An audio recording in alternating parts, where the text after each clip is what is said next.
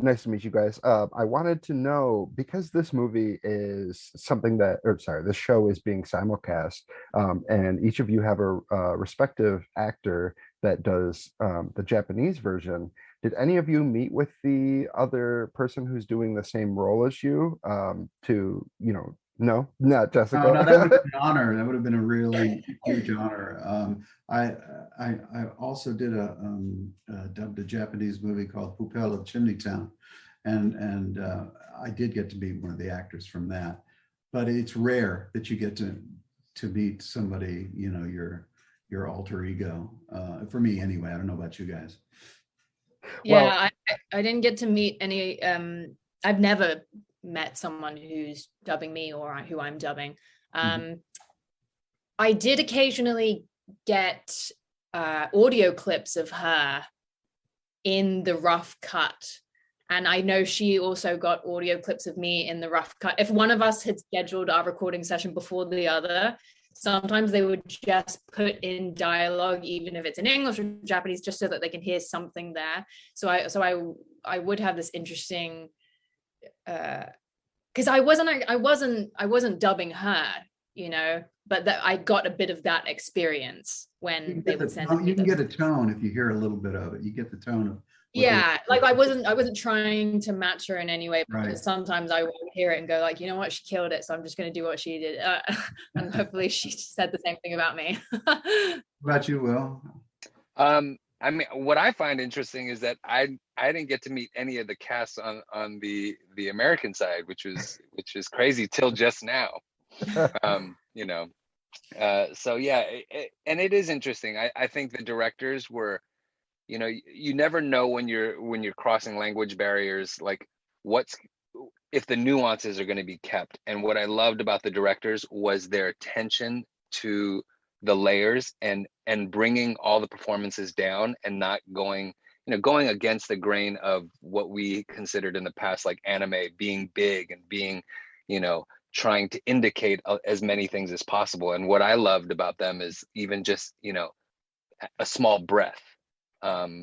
Just even when you grab something, and we would do a take where you just literally he would say, okay, you're tired here, you're weary. And we would do that take 20 or 30 times because they were just trying to get the exact emotion of the scene, which felt like I was on a film set in a lot of ways. That's great. You can put all the colors that you want. Yeah.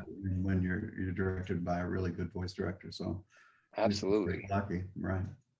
Thank you guys for fleshing that answer out. Oh. Also, Will, this is Stephen and Jess. Since you guys haven't met before, I'm glad that you can all make each other's acquaintance. No, it's great. No, it's cool. Funny. When we got hooked into the call, I was like, Will, I feel like we've crossed paths so many times, and I'm such a big fan. And if you haven't seen his YouTube documentary, it's really good, but there's no ending. So I felt finally I get to meet you. Oh, Jess, you're sweet. And here I thought Altered Carbon was your documentary. I'm curious because it is 2032, and really now we've caught up, and it's only a decade away. What's the hardest part for you guys when you're voicing, and it seems like it's almost real life today, but you have to look at it as it's a lot more further into the future when you're giving these performances? I mean, I think the hardest thing is how long a show like this takes, as for me to have shot, to actually have done it. Like, you'll go and shoot, you'll go and be in the booth for 2 days, and then you won't hear from them for 7 months, and you come back and you're like, what's my character's name? And I think that is the hardest thing, is constantly trying to find the through line. But I agree with that 100%, because you've probably done 7 or 8 or 9 or whatever animated things before that, and so it's to be able to have some kind of reference when you come back is really important, and they do have that, and they can show you clips of what you did or what they've just animated, so it's helpful. Yeah, I agree. And that if we're rusty on questions, it is because we recorded this more than 2 years ago. Yeah. But in terms of the time aspect question of, gosh, I can't believe it's set in 10 years time for me, because Elle is kind of timeless. I didn't really approach it as let me make her sound modern or let me make her sound futuristic. She's such a fish out of water that it was more, let me make her sound naive. Let me make her sound like someone who hasn't picked up modern intonation and sort of slang and all of that. It's like giving a baby a voice. I wanted it to sound like someone who doesn't know words.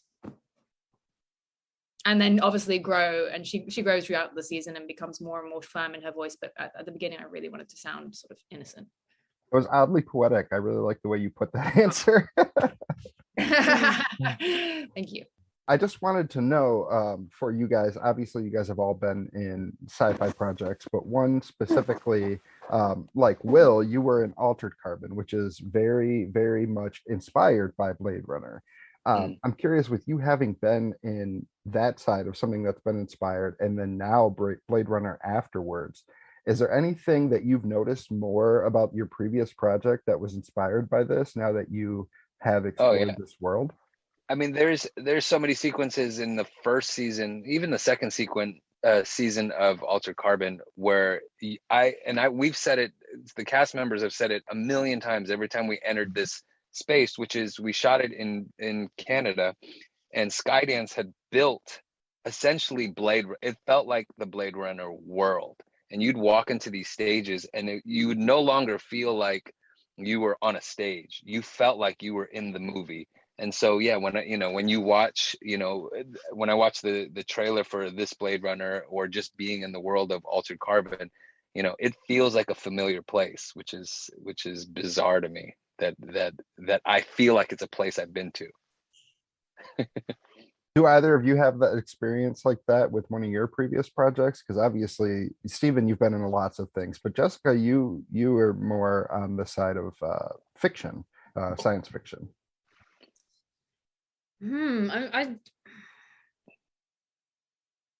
have to think about that. I'd have to go through my previous jobs one by one, because the impact of Blade Runner was so huge. It's so much is derived from it.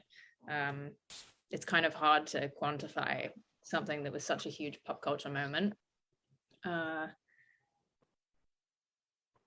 I mean, I'm sure there's something in season 1 of Iron Fist, for sure. At the end, in the rain, the monologue, yeah, definitely.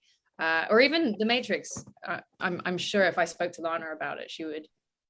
I did bring up the Tears in the Rain monologue once on set, and she said, I have a whole story about that, which I will tell you. And I never asked her the story, and I should have.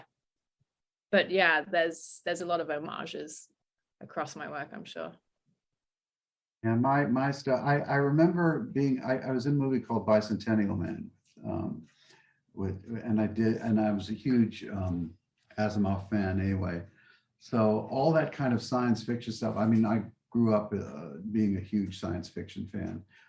I think the first time I got to Vancouver, it looked like a science fiction city to me. I don't know if anybody's been there, but their buildings look like it's straight out of Blade Runner 2049. So I always feel when I go there to shoot something that it should be science fiction. But that's my background is love of science fiction.